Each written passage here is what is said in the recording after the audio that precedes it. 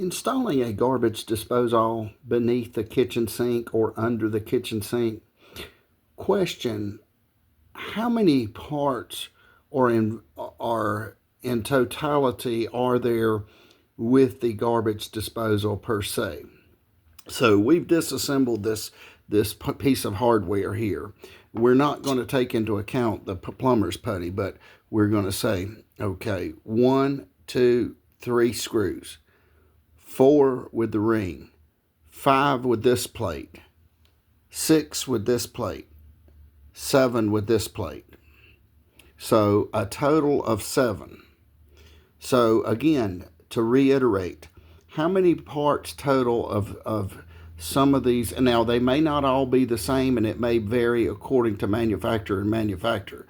But this particular garbage disposal hardware will count total: 1, 2, 3, 4, 5, 6, 7.